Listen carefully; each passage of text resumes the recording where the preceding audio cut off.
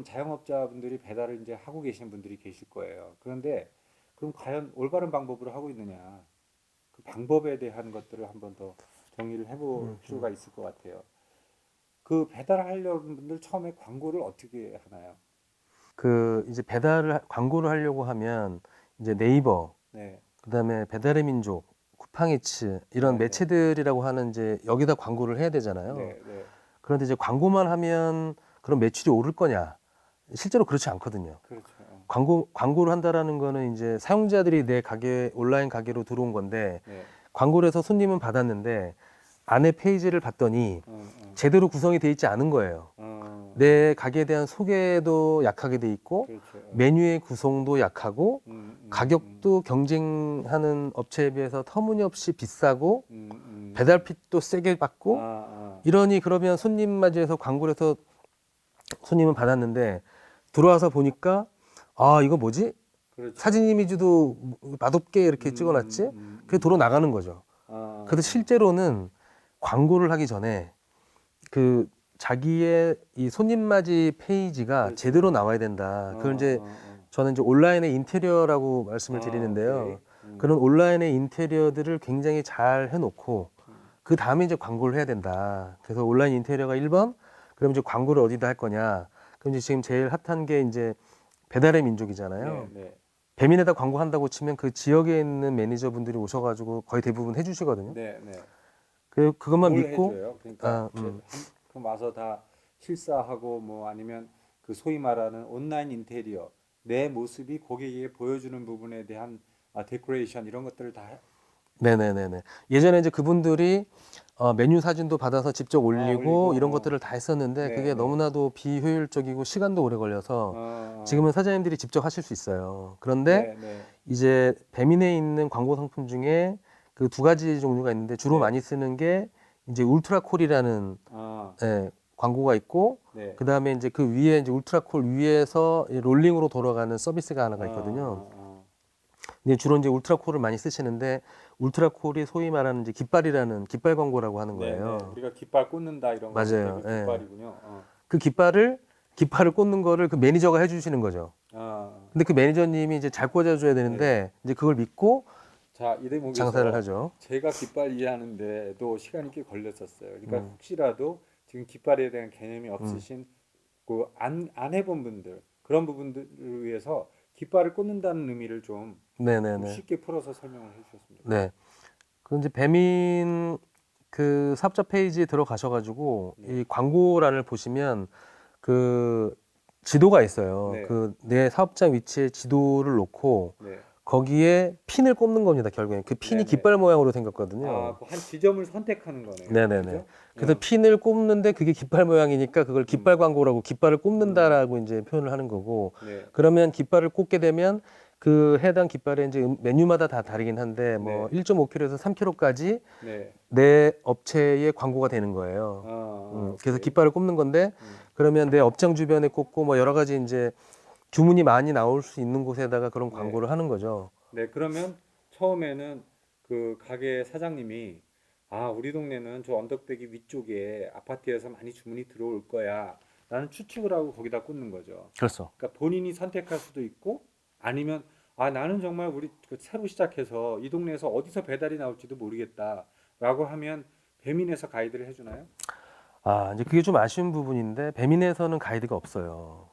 그래서 이제 그럼 뭘 기준으로 해요? 배민에서 가이드는 없는데 이렇게 예를 들면 어떤 업장의 사업자로 선정이 되면 일단 사장님이 그 주변의 상권이나 이런 걸 다 보셨을 거잖아요. 그중에 뭐 옆에는 아파트가 어디 있고 단독다세대 빌라는 어디 있고 이제 이런 걸 네네네. 다 보고 난 다음에 입지를 선정하셨을 거란 네네, 말이에요. 그렇죠. 그러면 통상 이분이 잘 아는 동네라고 하면 저기에서 배달을 많이 시켜 먹을 거야. 이렇게 상상을 하면서 그렇죠. 거기다가 광고를 집행을 하는 거죠. 네, 네.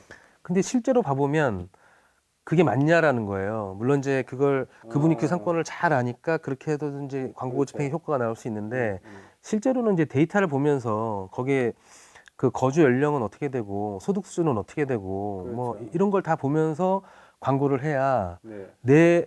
내 광고가 잘 집행이 된다. 어, 어.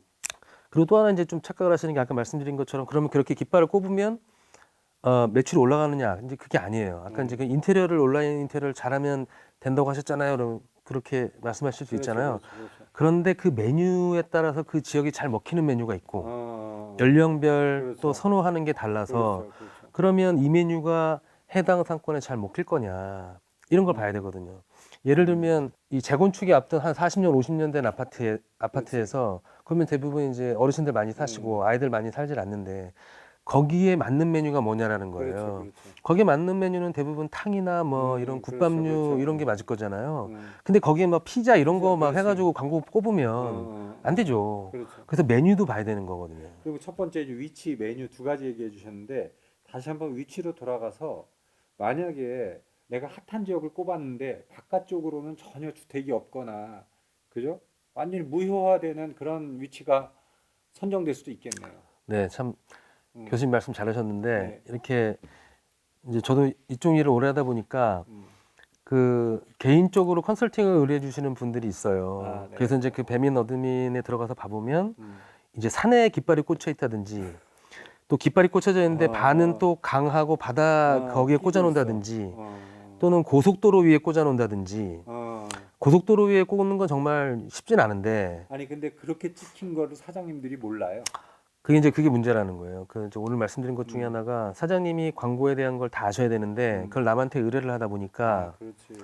그 의뢰를 하다 보니까 어떻게 집행이 되는지를 모르고 깜깜이 광고를 하고 있는 거고 그 광고가 결국에는 손님들을 트래픽을 오게 하는 건데 그렇죠.